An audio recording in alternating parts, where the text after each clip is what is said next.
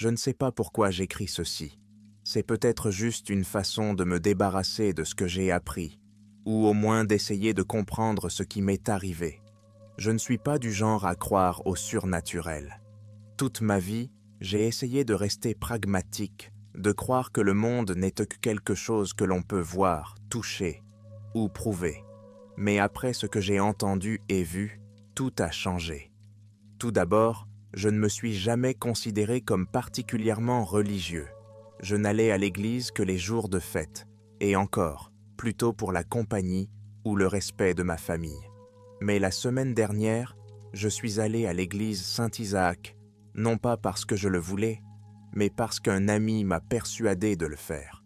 Il m'a dit qu'il y avait là un prêtre qui disait la vraie vérité.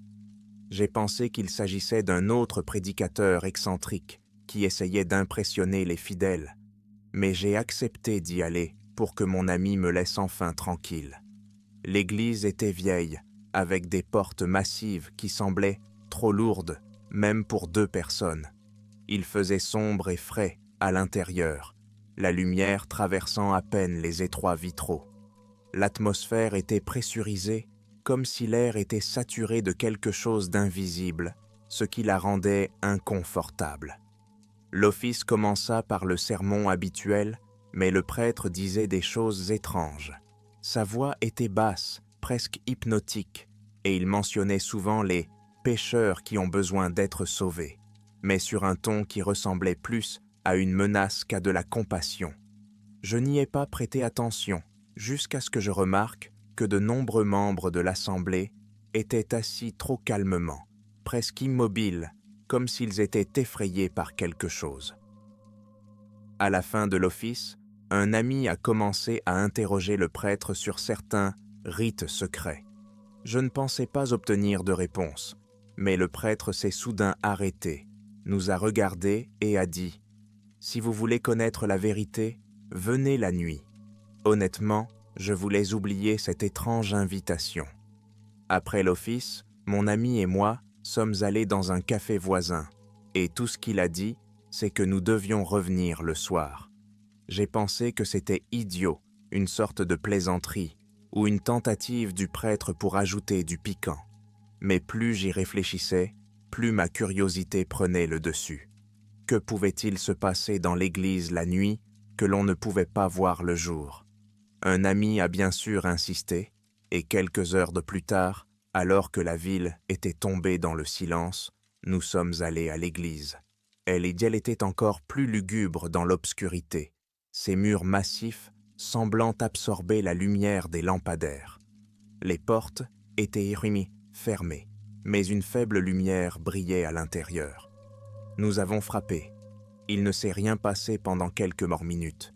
Puis, la porte s'est ouverte d'elle-même et le même prêtre s'est tenu devant nous. Cette fois, il avait l'air différent. Son visage était sérieux, voire sévère, et ses yeux semblaient briller d'un éclat froid. « Êtes-vous prêts à voir la vérité ?» demanda-t-il à voix basse. J'ai senti un frisson me parcourir l'échine, mais mon ami a hoché la tête avec confiance et nous sommes entrés.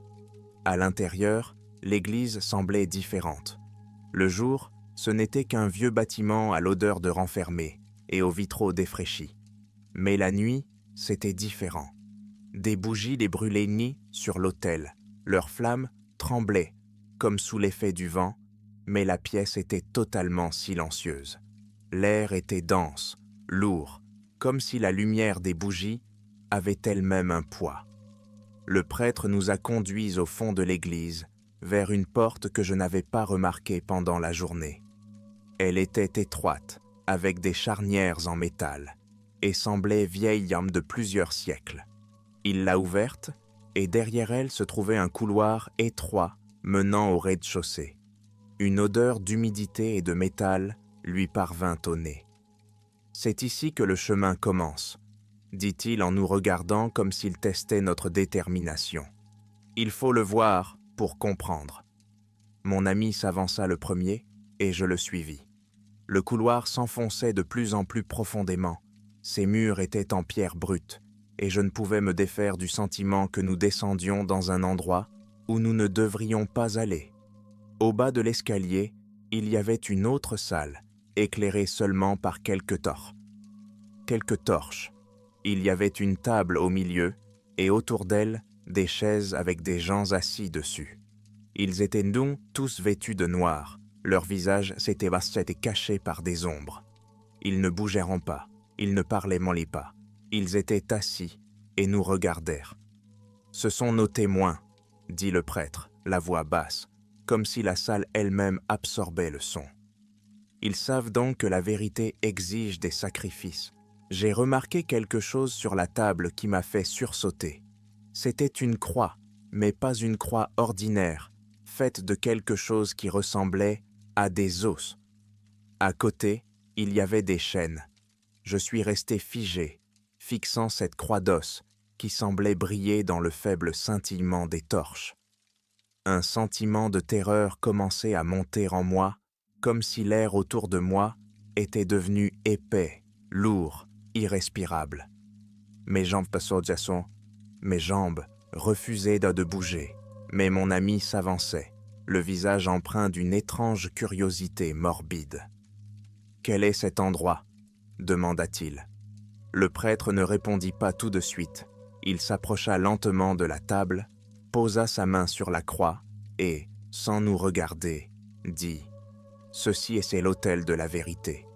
Voici l'autel de la vérité. Ici, les pécheurs rencontrent de ce qui est caché dans leur âme.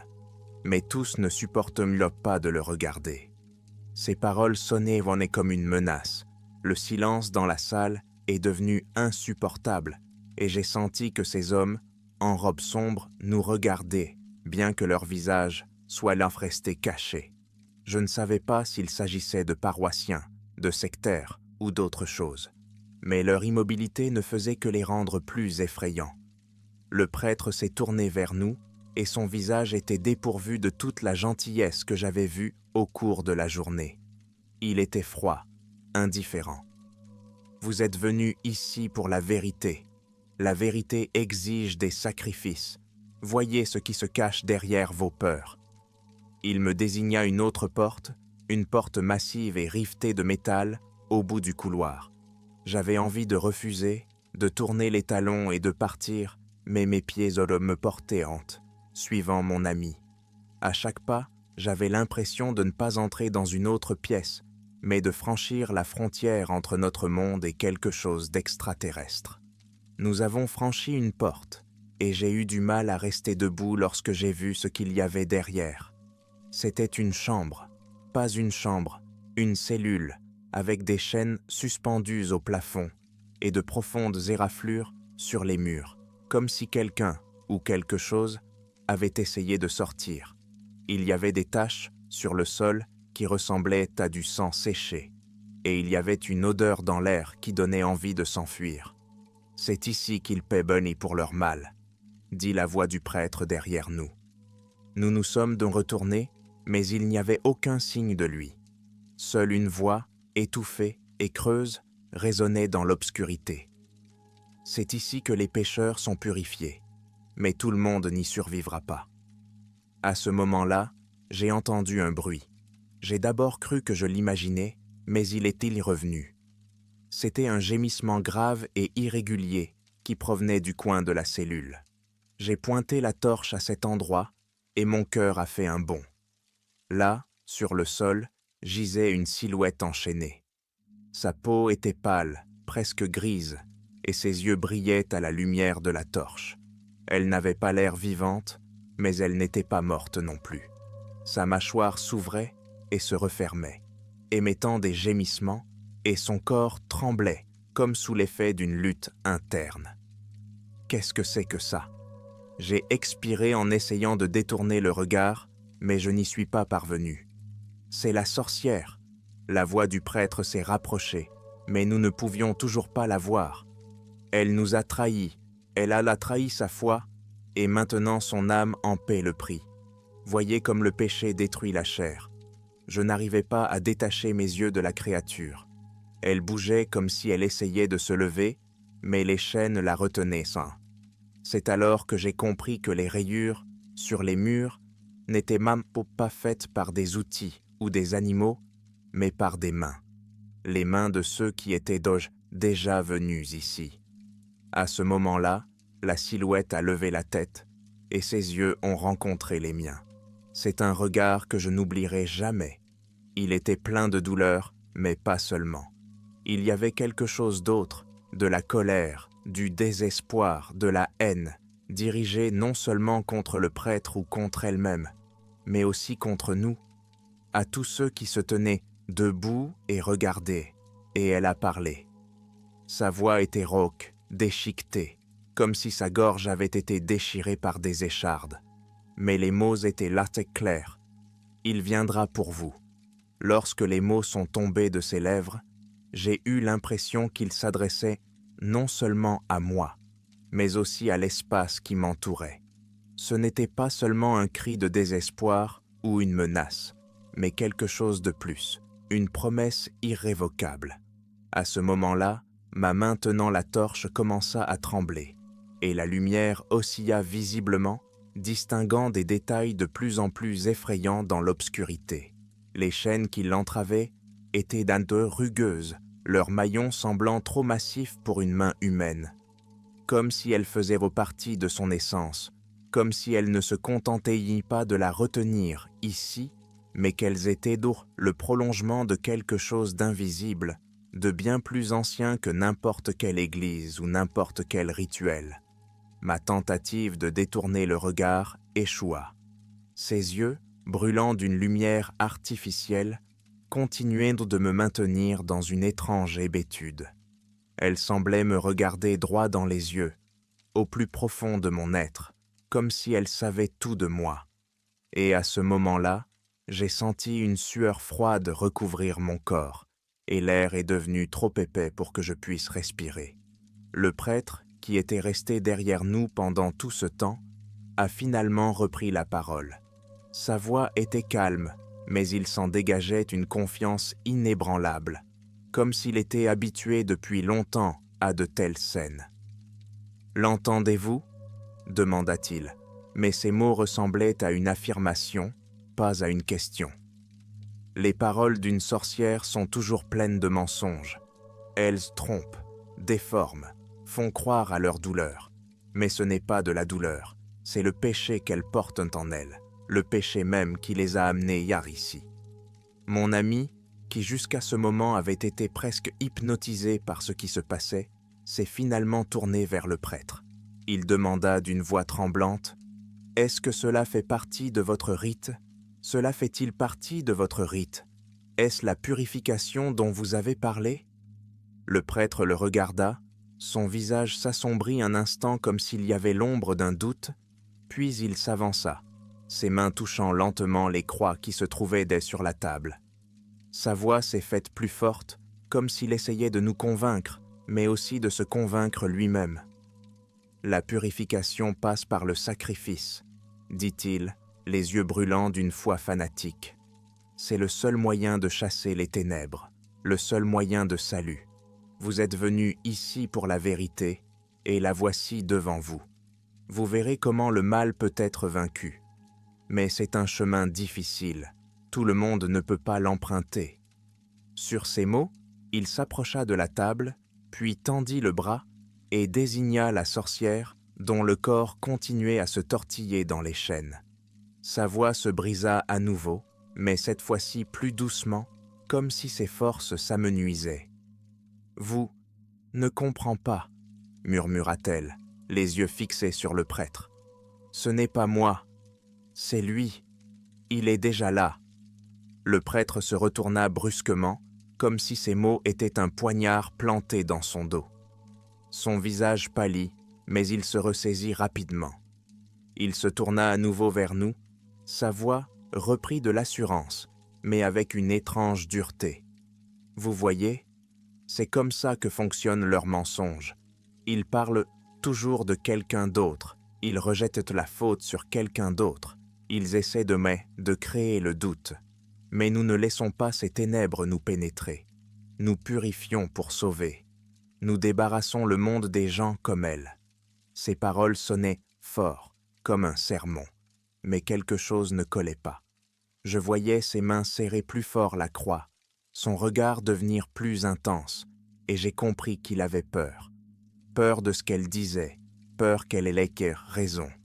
Ce sentiment de peur que j'ai lu dans ses yeux a réveillé en moi quelque chose que je ne voulais pas admettre. Peut-être parce que cela correspondait à ce que je ressentais moi-même. Un sentiment étrange et inexplicable grandissait en moi, celui que nous n'étions pas ici par hasard, qu'il ne s'agissait pas seulement d'un ancien rituel ou d'une tradition cruelle. C'était quelque chose de plus, quelque chose que nous ne pouvions pas comprendre. Mon ami, qui était resté silencieux pendant tout ce temps, s'est rapproché de moi. Sa voix était presque un murmure. « Nous devons partir, il faut partir tout de suite. » Je voulais accepter, mais j'avais l'impression que mes pieds étaient collés au sol. Quelque chose me retenait ici, quelque chose de plus que la peur. C'était comme un appel, comme un désir étrange et douloureux de savoir comment cela allait se terminer.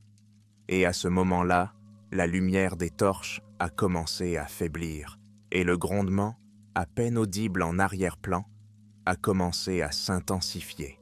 La lumière des torches s'éteignait lentement, et cela ne se passait pas comme prévu. Il semblait que les ténèbres ne se contentaient pas de remplir l'espace, mais qu'elles absorbaient la lumière comme si elle était une entité vivante. Le bourdonnement, à peine perceptible au début, augmentait à chaque seconde. Ce n'était pas un son normal. J'avais l'impression que tout ce qui m'entourait vibrait, y compris l'air, les murs de pierre et même moi-même. J'ai regardé le prêtre. Son visage, qui avait été récemment confiant et déterminé, a commencé à changer. Il est de rester immobile, mais ses mains serrant la croix tremblaient visiblement. Il essayait de garder un semblant de contrôle, mais le grondement indiquait qu'il ressentait la même chose que moi, la peur.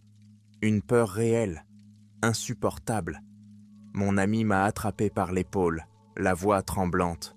« Tom, allons-y, ce n'est pas normal. Il y a quelque chose de différent ici. » Mais mes jambes ne bougeaient pas. J'ai regardé la sorcière. Ses yeux brûlaient toujours d'une lumière étrange, mais il y avait quelque chose de nouveau dans ses yeux. Ils n'exprimaient plus le désespoir ou la haine. Ils étaient un avertissement. « Il viendra », dit-elle encore, mais cette fois-ci, sa voix était plus forte. « Et vous brûlerez tous. » Le prêtre, qui était resté silencieux jusqu'alors, s'avança soudain. Sa voix était pleine de colère, mais il y avait une note de panique.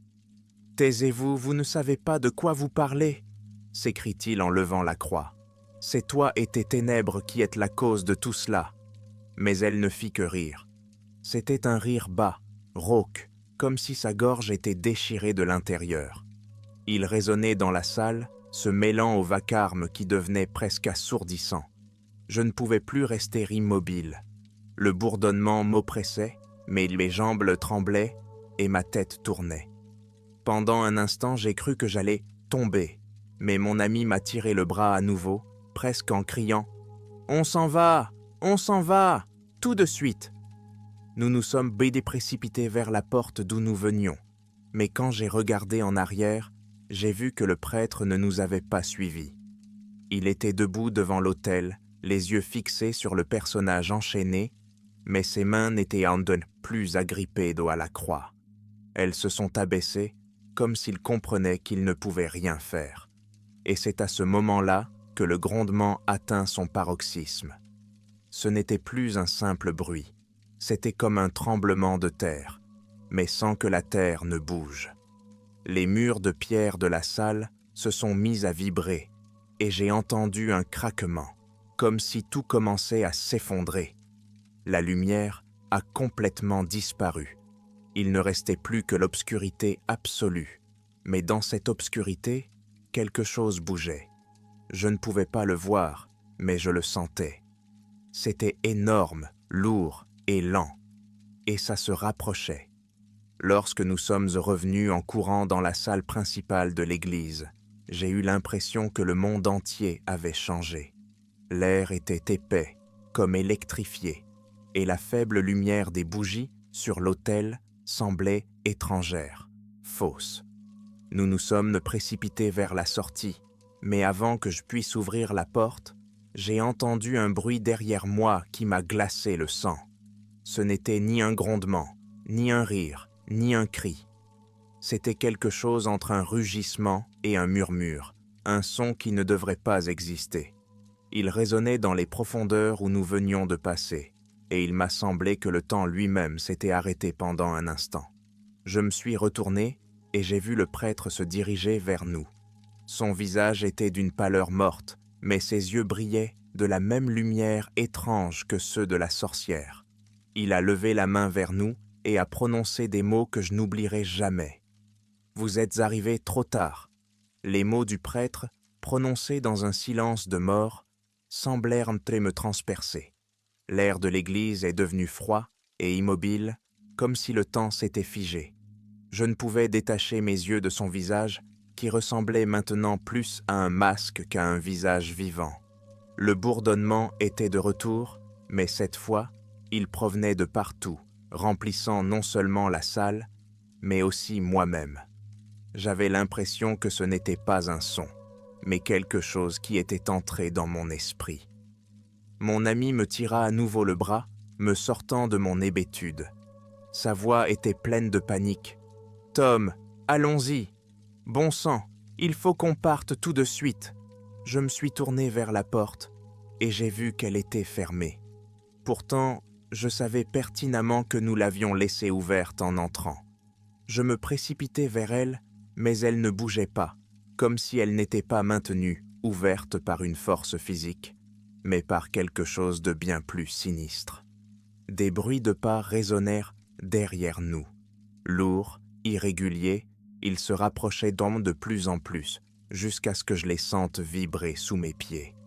Je me retournai, m'attendant à voir le prêtre, mais au lieu de cela, une autre silhouette émergea lentement de l'obscurité. C'était quelque chose d'énorme, plus grand qu'une silhouette humaine, mais irrégulier comme fait d'ombre. Son contour était flou, comme de la fumée ou du brouillard, mais au centre brillaient deux lumières vives qui semblaient là fixer l'âme. Ses yeux, si on peut les appeler ainsi, n'exprimaient rien d'humain. Il n'y avait ni colère, ni joie, ni douleur, seulement un vide qui semblait infini. Le prêtre resta immobile, les mains croisées, comme s'il priait. Mais son visage ne reflétait plus la confiance, mais la peur. C'était un spectacle étrange. L'homme qui venait de parler de sa foi et de sa purification avait maintenant l'air d'être pris au piège dans quelque chose qu'il ne comprenait pas. Mon ami n'en pouvait plus. Il s'est précipité vers la fenêtre, l'a brisée avec son coude et a commencé à se frayer un chemin vers l'extérieur. J'ai voulu le suivre, mais quelque chose m'a retenu. Ce n'était pas la peur ou le choc, c'était l'atmosphère même du lieu. Il semblait que l'église n'était plus un simple bâtiment.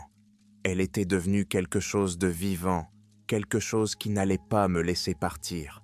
La créature qui se tenait au centre de la salle se mit à bouger.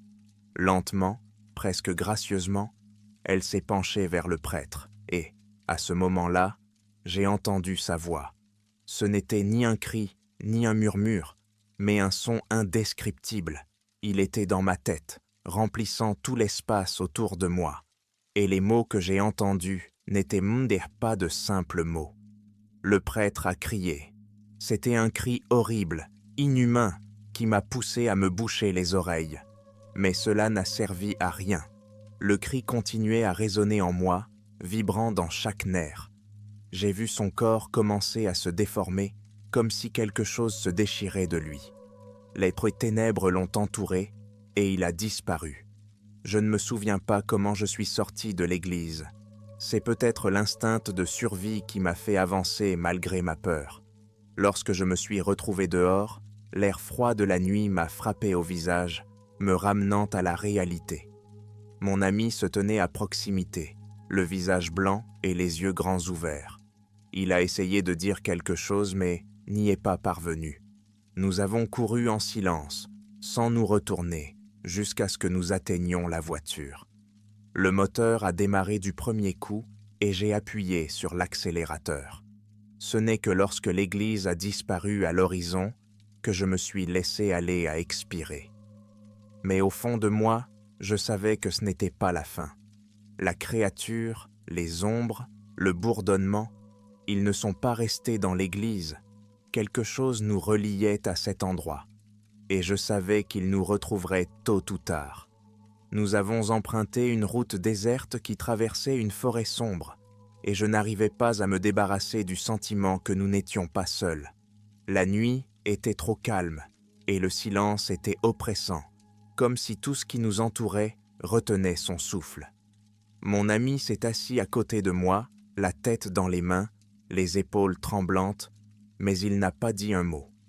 Je ne savais pas quoi dire moi-même.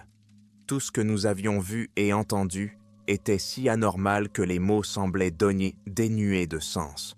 J'ai essayé de me concentrer sur la route, mais mes yeux ne cessèrent de dériver vers le rétroviseur. J'ai cru voir quelque chose vaciller dans le reflet, des ombres trop épaisses pour les phares qui se déplaçaient de derrière la voiture. Je savais que si je commençais à en parler, j'aurais encore plus peur. Mais les ombres n'ont pas disparu. Lorsque nous sommes enfin sortis de la forêt, j'ai ressenti un léger soulagement. La lune éclairait les champs et les rares maisons au loin, me rappelant que nous étions de nouveau parmi les gens.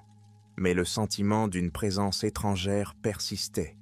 Mon ami s'était finalement redressé, la voix rauque et faible. « Nous sommes sortis. Tu crois que...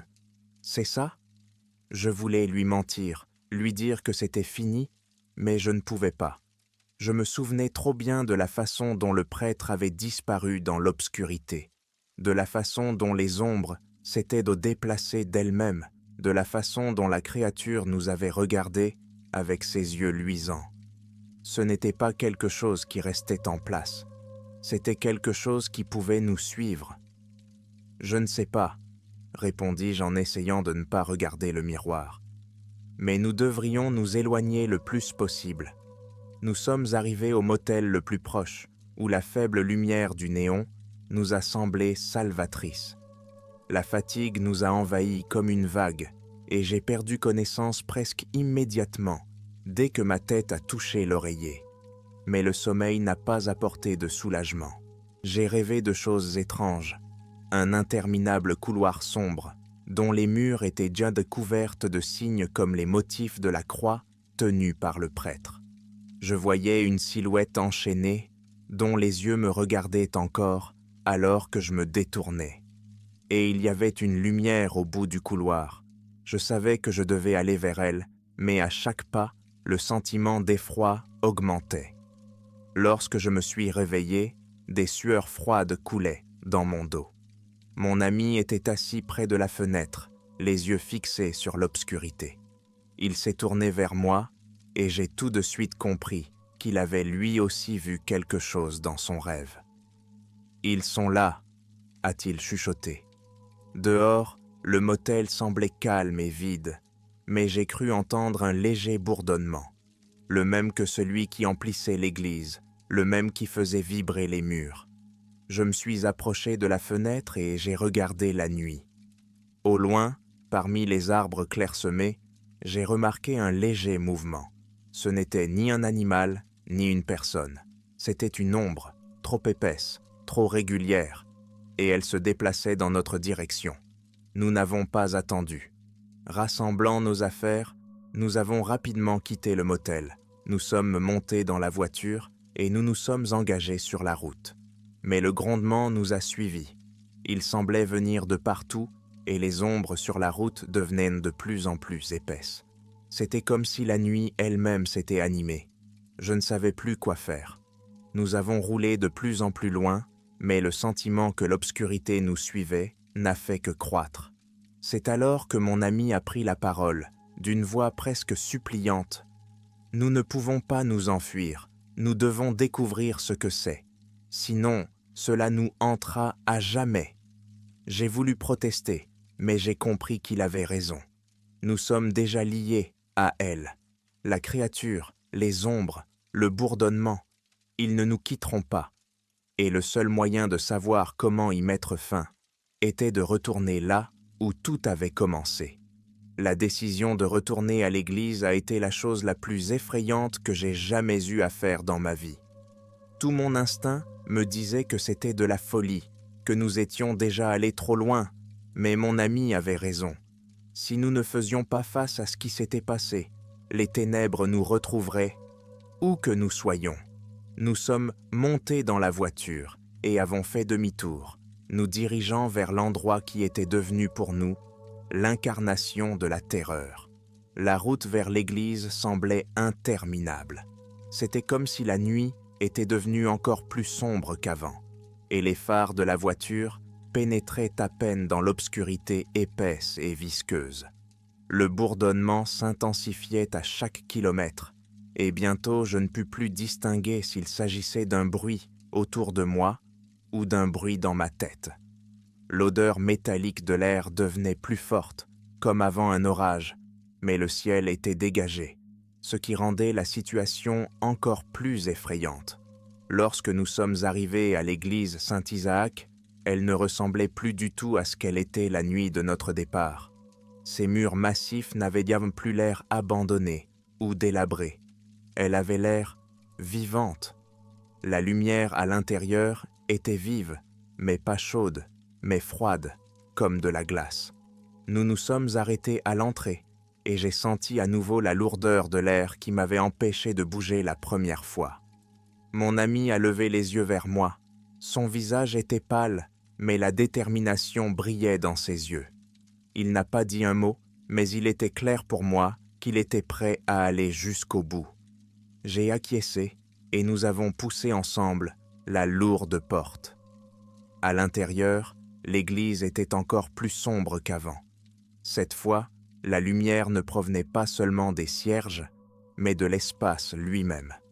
Une faible lumière bleutée jaillissait du plafond, jetant une lueur peu naturelle. La salle était vide, mais je sentais que nous n'étions pas seuls. Le silence était absolu, mais soudain, des bruitons de pas se firent entendre, au loin. Lourdes, même, ils venaient bonnes vers nous, se répercutant sur les murs de pierre. Mon ami a allumé une lanterne et l'a dirigée vers l'autel, mais il n'y avait personne. « Il y a quelque chose qui ne va pas ici », a-t-il chuchoté, et ces mots ressemblaient à un stupide malentendu, parce que tout allait mal. Nous nous sommes approchés de l'autel et j'ai remarqué que la croix que le prêtre tenait était maintenant posée sur le sol.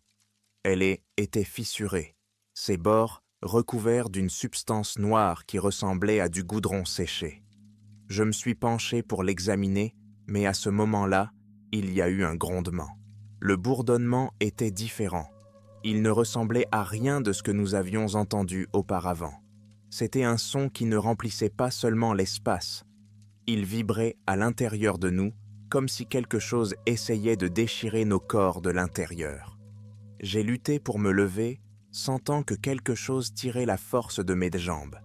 Les lumières autour de nous ont commencé à vaciller, et les ombres sur les murs se sont mises à bouger comme si elles étaient vivantes. Puis, nous avons entendu une voix. Elle était profonde, lourde, comme le son d'une cascade lointaine. Mais les mots étaient clairs. « Vous êtes de retour. C'est votre erreur. » La voix venait d'en haut, mais quand nous avons levé la tête, il n'y avait rien d'autre qu'un plafond vide. Le bourdonnement était devenu de plus en plus fort, et la lumière s'est transformée en une obscurité dense qui nous a entourés de tous les côtés. Mon ami m'a pris la main et m'a tiré vers la porte, mais je ne pouvais pas bouger. Mon corps était aussi gelé que lorsque j'avais vu la créature pour la première fois. Je sentais qu'elle était là, pas derrière les murs, pas sous le sol, mais juste devant nous, dans l'obscurité qui enveloppait maintenant complètement l'église. Et puis j'ai compris, elle nous attendait. Elle savait que nous allions revenir. L'obscurité autour de moi a commencé à se rétrécir, comme un être vivant qui joue avec sa proie. Je n'entendais plus le bourdonnement ni le cri de mon ami. Tout est devenu absolument silencieux, et dans ce silence, j'ai ressenti pour la première fois une véritable solitude animale. J'ai voulu l'appeler, mais ma voix est restée bloquée dans ma gorge. Tout ce que je pouvais faire, c'était de rester là, tandis que l'inconnu s'approchait. Lorsque l'obscurité s'est enfin dissipée, j'ai vu devant moi quelque chose que l'on peut difficilement qualifier de créature. Cela ressemblait à un éclair de lumière enfermé dans une coquille d'ombre, et son contour changeait constamment, comme si la réalité elle-même essayait de garder sa forme, mais n'y parvenait pas. Je ne pouvais pas détourner le regard. Il m'attirait vers lui, m'hypnotisait, et à chaque seconde qui passait, la peur se mêlait à quelque chose d'incompréhensible, de presque primitif. Puis, j'ai réalisé que ce n'était pas seulement une créature. C'était un savoir, une partie de quelque chose de plus grand, de plus ancien, de quelque chose qui était toujours présent, tapi au-delà de ce que nous appelons la réalité. Il ne parlait pas, ni avec des sons, ni avec des mots. Il me montrait des images, des fragments de vérité qui n'étaient pas destinés à la compréhension humaine. J'ai vu l'Église dans un passé lointain, alors qu'elle était encore en construction. Les gens qui s'y trouvaient n'étaient pas des croyants, mais des fanatiques. Ils faisaient donc des sacrifices, non pas au nom de Dieu, mais pour quelque chose qu'ils appelaient la vraie lumière. J'ai vu comment leur rituel éveillait quelque chose qu'ils ne pouvaient pas contrôler. Et cette chose s'est restée ici, absorbée dans les pierres, dans les murs, dans le lieu lui-même. Ils sont devenus une partie de cette horreur, ses serviteurs. Dans la vision suivante, j'ai vu un prêtre. Il était jeune, plein de foi, mais sa foi avait été utilisée. Il avait été forcé d'accepter ses ténèbres dans le cadre de son ministère. Ce n'était pas un homme mauvais, mais avec le temps, il en était devenu une partie, puis un prisonnier. Chacune de ses actions, chacune de ses purifications n'était pas un salut, mais une soumission à cette puissance. Enfin, je nous ai vus, mon ami et moi. Nous n'étions pas venus de notre plein gré. Nous faisions partie de ce cycle qui se répète encore, et à chaque fois, cet endroit trouve de nouvelles personnes pour s'alimenter. Nous n'étions pas les premiers, mais nous n'étions certainement pas les derniers. Alors que les images s'estompaient, je me suis retrouvé dans le hall. La lumière des bougies brûlait, mais elle était maintenant calme, régulière, comme si tout était revenu à la normale. La créature disparut, et j'entendis à nouveau le faible bourdonnement, mais il était distant, comme s'il m'observait de loin. Mon ami gisait au pied de l'autel, le visage pâle, mais il respirait. J'ai couru vers lui, je l'ai secoué par l'épaule, et ses yeux se sont ouverts. Il avait l'air perdu, mais toujours vivant. « Nous devons partir », a-t-il murmuré. Cette fois, la porte de l'église était ouverte. Nous sommes sortis en courant, et l'air froid de la nuit nous a frappé le visage, nous apportant un soulagement bienvenu. Lorsque je me suis retourné pour regarder à nouveau l'église, elle avait l'air vieille et vide, comme la première fois. Mais je savais que c'était une tromperie. Elle était vivante et se souvenait de nous. Nous sommes partis sans parler. Une pensée m'habitait. L'obscurité nous laissait partir, non pas parce que nous étions sauvés, mais parce que nous faisions partie de son histoire. La marque sur ma poitrine ne brûlait plus, mais je savais qu'elle restait. Pas seulement comme une marque, mais comme un lien avec cet endroit. Et un jour, au moment où je m'y attendrais le moins, l'Église m'appellerait à nouveau.